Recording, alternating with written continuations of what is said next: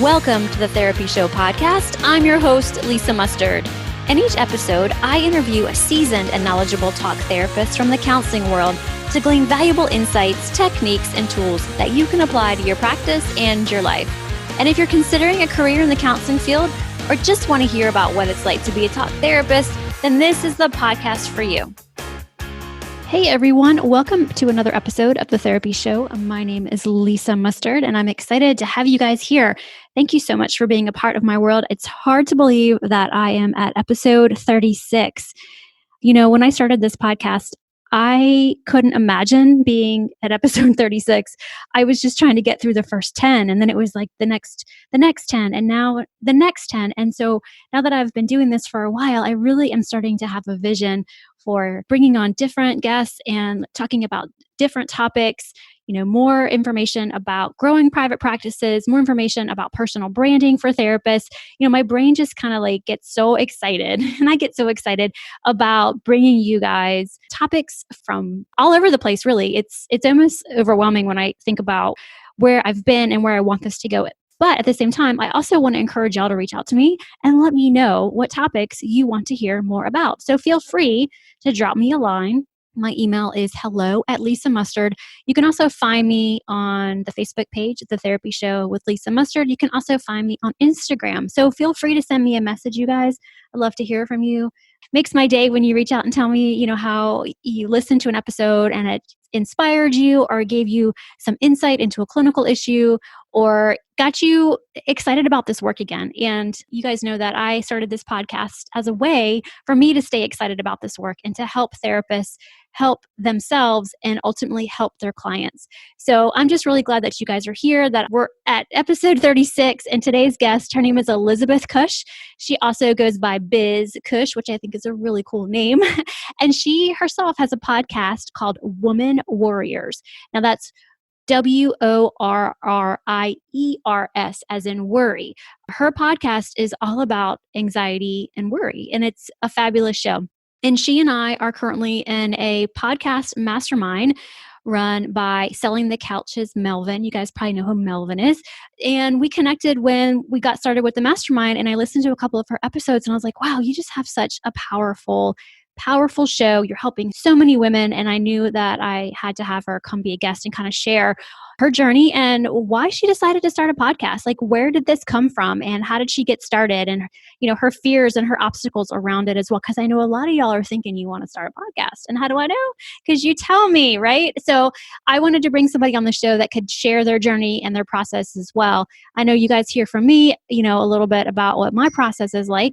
But I wanted to bring on some other people and, because my show is therapist to therapist, where Biz's show is therapist to client or therapist to consumer. So a little bit about her. She's a psychotherapist in Annapolis, Maryland, and she specializes in helping adults manage stress and anxiety using mindfulness, compassion, and laughter. And she also says that her private practice welcomes people from across the spectrum of race, gender, age, religion, and identity. I've really enjoyed getting to know Biz, and I think you guys will really, really take to her. And of course, go and give her show a listen and give it a rating and review if you like it. So without further ado, let's dive into the episode. Well, hey everyone, welcome to another episode of The Therapy Show. I'm your host, Lisa Mustard, and today's guest is also a podcaster and a therapist. Her name is Elizabeth Cush. She also goes by Biz Cush. So welcome to the show, Biz. I'm really excited to have you. Me too. I'm excited to be here. I always get a little more nervous when I'm the guest instead of the host, but I appreciate your inviting me on today. Oh, you're welcome. I totally get it too. It's a different dynamic when we're the ones doing the interviewing and when we're the guest. I totally understand what you mean. So Yep. So it's two podcast hosts having a conversation. Exactly. That's all it is. We're just hanging out. We're just having a good time. So before we dive into today's content, can you share a little bit about what type of therapist you are and how you decided to become a therapist? Sure. So I am a therapist in Annapolis, Maryland. I worked in the mental health field as a crisis counselor for about 10 years at a local hospital, responding to domestic violence, sexual assault, child abuse, vulnerable adult abuse. So offering resources and very limited short-term follow up with the clients that, the patients I would see there. Mm-hmm. And I'm sort of a late bloomer. I started college many, many years ago and didn't finish. So during that time, I went back to school, finished my undergraduate degree, and then eventually got my master's, and just really wanted to do more in-depth therapy from when I got back into school. Really, it just took a while to get there. So I opened my private practice just about 5 years ago and really jumped into it right out of grad school. I had an amazing supervisor. So while I was working at a local sort of group practice so I could get the hours to be fully licensed, I also had an outside supervisor that helped me get my private practice up and running. So I could transition right into it right once I was fully licensed. So that was pretty great. And my specialty is working with clients who have anxiety and stress and overwhelm. I see both men and women, but I really market and focus the practice on women. But I actually get a lot of men, either their wives or their partners are searching for someone for their husband or their male partner, and they find me, or sometimes they just find me. And so I enjoy working with both men and women, but I really focus on women. Mm-hmm. How did you pick your niche? Well, I think like a lot of therapists, anxiety is something I struggled with without really knowing what it was until pretty late in life. I knew that I would get stressed out easily. I knew, when there was a change in plans, or if things didn't go the way I had expected them to, or just raising children, that I would end up being really anxious. And so I felt like that would be a population, as I learned how to heal and manage it myself. Mm-hmm. That felt like a really key place for me to enter and help others. Yeah. Well, thank you for sharing that. Do you believe that most people fall on the spectrum of anxiety at times, or? Yeah, I think that a lot of people carry anxiety, especially because this is my niche, but also the fact that so many of us have experienced some form of trauma or emotional neglect in our lives, just because that's just the way the world is.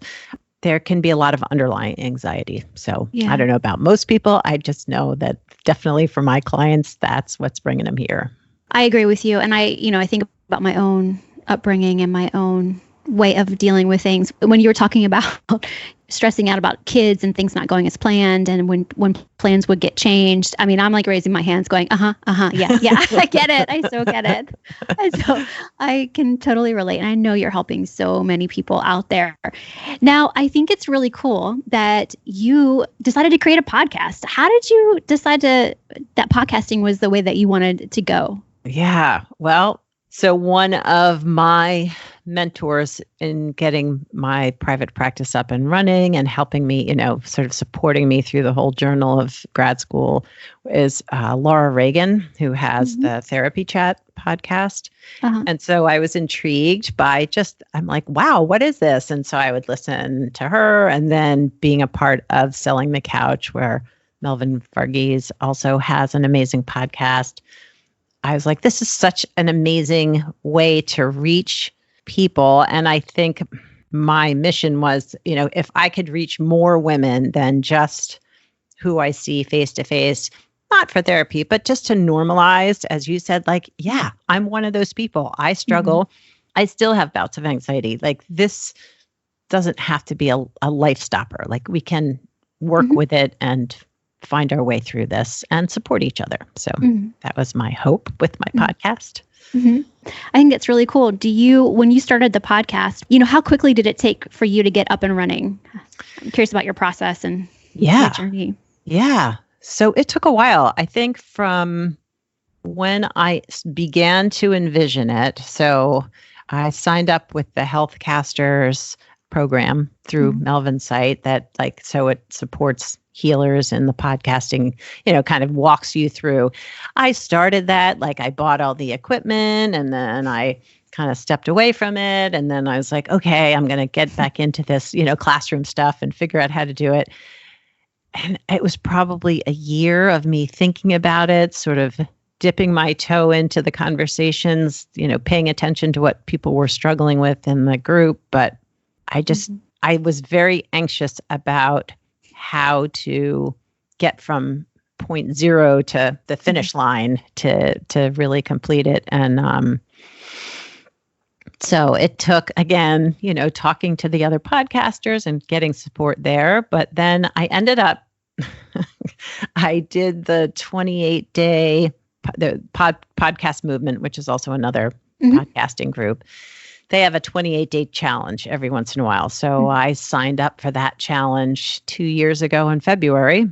And that really took you step by step. Like, here's the first thing you need to do. Here's the second thing. And you're with like a cohort of people who are doing it at the same time. And I launched with just my one little introductory episode, where everybody says, oh, you should have 6 episodes or whatever. Right. I launched with that one little episode. I'm like, you know what? It's out there. That's all I care about. I got it up and running. And so it probably took a year from when I began to think about it to it actually being out there in the world. Wow. Yeah. I talk to so many therapists who have ideas and they sit on them and they mull them over and they kick them around. And every time I'm like, why aren't you starting? Why aren't you starting? Start now, just jump in and you'll figure it out along the way. But I totally understand thinking about it and taking time and kind of I think we have a tendency to do that. Do you know what kept you in that waiting space for a year? Like when you look back on it now, like what kind of kept you from jumping in sooner? Well, I think I was terrified of putting myself out there in such a visible way. Like, who's going to listen? Yeah. Are people going to, I don't know, like be like, who are you to have a podcast? That sort of thing. But also, most importantly, I think it was the visibility piece of it, that like, here I am showing up in a very different way, that, therapy is behind closed doors and it's you and this one other person, or maybe 2 people or whatever, depending on your specialty. But here I am putting this out there to the general worldwide public. Like, that was terrifying for me. Yeah, I understand that for sure. Yeah. Totally. Yeah. We're not supposed to. There's a should right there. But as therapists, we're kind of taught that in grad school. Like, we are the witness to other people's lives and stories. We help them process. We don't take the stage and start directing or advising. That's not our role. And so we kind of, at least for me, that was kind of like really honed in on me. And I loved that role. I love not having to, I love to be that person in the room holding the space and helping somebody process their stuff. And then you get to a point where you're like, I want to try something different. I want to use this new technology. I want to help more people. But what do you mean I got to put myself out there? Oh my gosh, that's so scary.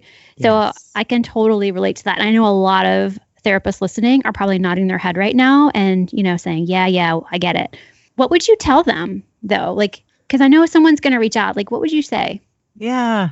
I think that if you have a podcast idea that you feel passionately about and, you're in it to do this because I don't know, I'm going to say this big, like you want to make the world a better place. Like you're doing this because this is something you care deeply about. Do it. Like just do it, because I'm not making boatloads of money with this. This is a passion project. I love the creativity of it.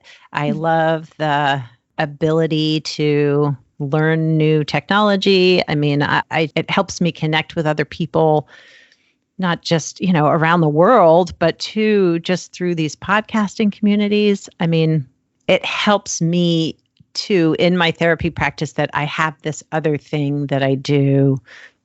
I love doing therapy one-on-one, but I also love having this sort of wider audience, this different avenue to help.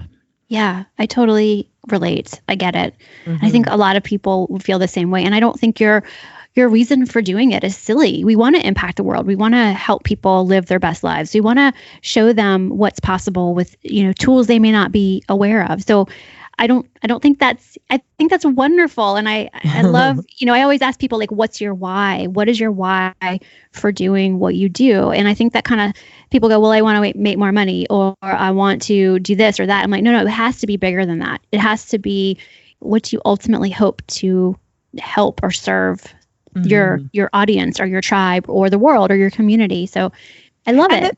And the making money part would be nice too. Right. And it does provide an avenue for a much wider audience to buy what you might be selling. So there's definitely that. It does create visibility, but it's work. It takes time. If you're of limited budget, you're editing it yourself. So, you have to love the idea of it. Right. I think, to get into it. Yeah. But yes, I agree. I think that, if we can help more people, and it's not therapy, I'm talking to other therapists, but I'm also talking to just average people on how they're managing. So it's just, I don't want people to think they're alone in this, I guess. I love that. You want to create a community and somebody who gets you and who understands you. Do you have a community for your listeners on Facebook? Yeah, I actually just created a group this month. So there's no members yet, but okay. Yes, I now have a Facebook group for Woman Worriers, and I'm just starting to promote that. So, yeah. Oh, that's really cool. I love that. Has the podcast brought you new private practice clients? It has, actually. So interestingly, the podcast gave me the confidence to also show up in my community in different ways. So I did I don't know if you've heard of Ignite events. They're like TED Talks, except they're much shorter. It's 5 minutes. I think you have 20 slides. So it's like very timed. You go through this very quick presentation in front of an audience, a pretty big audience. I think the show was like 1,000 people or something here in Annapolis on self-compassion. And so I did that. I put my proposal in. I'm like, I could do this. I'm much more of an introvert, but got me up on stage. I did this presentation, and that got me some new clients. So people reached out to me and said, I saw you there at this event, and then I saw your podcast, and now I want to be a part of your practice. So, yep, I've gotten clients that way. But it's also got me recognition in terms of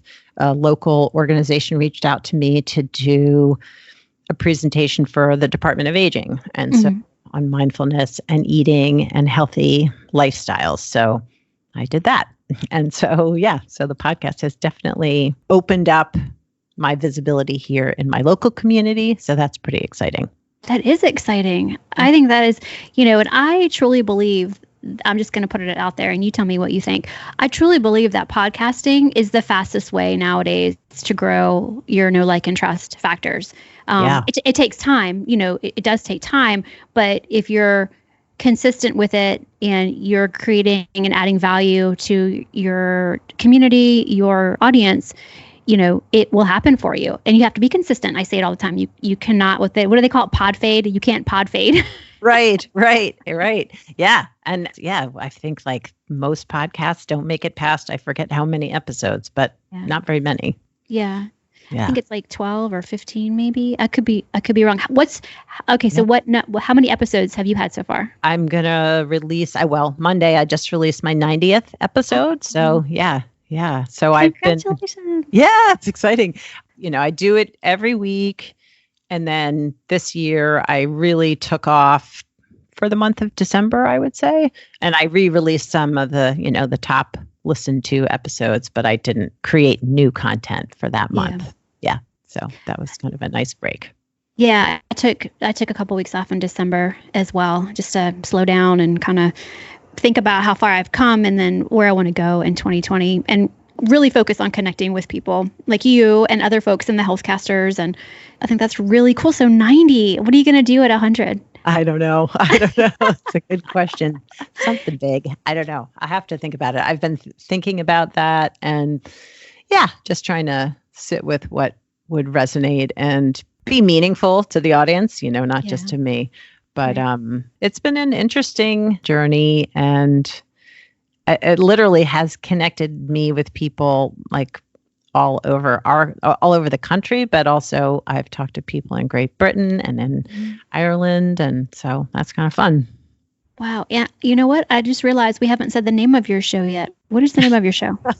Whoops. It's Woman Worriers. So like not warrior, but worrier. So it's for all those worried women out there, to support them and help them manage the worry in more effective ways. And I too, with that month of December, sort of because I jumped in and really just was like, I'm going with this. Mm-hmm.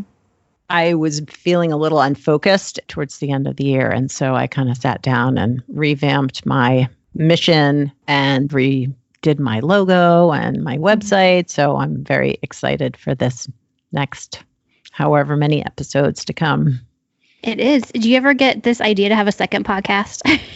I do occasionally think about that. Right now, time-wise, there's no way that I can do it, but I do. I mean, like I've always had a vision of, and it would not be therapy related. It would be more woman oriented. Like, I just want to talk to all these amazing women that do amazingly huge, like sort of big male or type jobs that, and they just have fought their way to do these things, even in this very patriarchal society that we have. Yeah. I think that would be a great show. I would definitely listen. What are your favorite podcasts to listen to? I'll give you 3 categories. So one that's for therapists. What's your favorite show for therapists? I would probably say Therapy Chat, just because I tend to focus on trauma. And that's what that podcast really does, is a trauma-focused podcast. So, and a lot of amazing guests. Laura has a huge audience. Yeah, she has a great show. Really great show. Do you listen? Okay, so let me pivot from that a little bit. What podcasts do you listen to for like any business building or practice building or marketing for therapists? Do you have a podcast that you like? There was a period of time that, and again, I feel like I just don't have enough time in the day to do it all. But there was a period of time where I listened to, I think it was called Hey Tiffany, and it's not therapists, it's just marketing and building a brand. And I used to love to tune into her podcast. It was really great. Okay, I'm writing that down. I don't think I've heard of that. I've heard of it, but I've never listened to it. Okay, that's cool. Yeah. So we've got one for therapy. We've got one for building a brand. What do you like to listen to that's for fun? Well, I love listening to WTF, the Mark Maron podcast. That was my very first podcast I ever listened to. And so I enjoy, he always talks to musicians and entertainers. He's a comedian. So those are fun. I also love This American Life, which I think makes me sound like I'm a really old person, but no, I love it too. I love their stories. I love the intrigue, the way they build the stories. And to me, those are just true entertainment. Yeah, I love This American Life. I liked it before it was podcast, when it was just on NPR. Wow, we'd listen to it on, I guess it was Friday nights. I remember being pregnant with our first daughter, and my husband and I, that was our Friday night. I got to a point where I was so pregnant, all I wanted to do was go out to eat and listen to This American Life in the car on the way. Yeah, so I always have I have such a strong, I love Ira. I feel like, we're friends, but we're not. Me too. So I just want to encourage people, I feel like I know Ira. I've never met him. So if you want to have that effect on people, or you want to connect with people, or you want to grow your visibility, your brand, podcasting is really an incredible way to go. And I can't remember the statistic, but it's not as big as blogging, but it is going to surpass blogging, kind of like podcasting is the new blogging, is what people say when it comes to sharing content and becoming an influencer. And so let's talk a little bit about the journey to, and you and I are both working on this, and I'll be transparent with it. You and I are both looking to monetize the podcast. I have a way with my pod courses that I have created, some monetization there for therapists who need continuing education contact hours. But, it would be great if sponsors or affiliates, and I truly believe that's coming for us. I think that's in the cards. What are your thoughts on it? How do you wrap your brain around it, where you are today from, where you were a year ago? Yeah, I think that yes, I would love to be making some money. I would love there to be some income that was pretty regular that would help support the podcast. Mm-hmm. I'm recognizing that it does give me a platform to talk to my audience about what I have to offer that they might be willing to pay for. So whether that's a course or online groups I've been thinking about as well. But yes, affiliates too. You and I talked about that before this conversation, that's a possibility as well. So yeah, and I don't feel like I'm going to be, becoming some millionaire around this, but it would be nice to have some additional income that would support the time I spend as well as, maybe down the road, because I still edit my own stuff, that, hiring an editor so that I don't have that amount of time. But that's down the road. Yeah, I totally understand what you're saying. And I think that it's not coming from a place of, I have to get paid to do this or I'm not going to do it. It's more of, I would love to be able to monetize my time so I can bring more value and more content and help more people. And I know that's where your heart is. And that's where, that's where mine is too, is I'm going to continue to do this, whether I get a sponsor or not, right? Because I love it so much. And I just really enjoy being surrounded by our peers and connecting with them and helping them get their good stuff out there and then helping them learn new skills that's ultimately going to help their clients. I mean, that's my heart. And and I know that, you have a similar mission with the women and men that are listening to your show. So I think it's a matter of time. We're going to figure this out. And I know that you and I are both in the, what do you call it? The inaugural Healthcasters Elite course that starts here in just a week or so. And Melvin he's taken Selling the Couch and has done such an amazing job with it. And I know that he was once in our shoes and he went looking for a way to do the same thing. How do I help more people yet make it worth my time to do so, because I have a passion for this. So what are you most excited about for that group? I think, yes, I'm excited to actually move toward putting in place, some of these bigger ideas. But I think too, groups like this, I have found in other, sort of coaching groups, is that you get to know the people in the group. So it's like, I'm also building these new relationships. So I'm excited about that too. Just getting to know all the other podcasters more intimately and creating those connections, because therapy can be a little isolating. Yeah, it sure can. I know. And I say that with I don't know. So you're in private practice. Is it just you in your office, or do you have other therapists? So I am fortunate. I rent space from an acupuncturist. So she's in the space. And then there's a woman who does one-on-one yoga practice with her clients. So it's a yogi, me, and an acupuncturist all in it's a little historic house. So we're on the first floor of the house. So it's really great. Yeah. So it is just you as the therapist. Yep. I'm the only one. Mm-hmm. Yeah. So I know that when it's, it can be very lonely and it can be very isolating.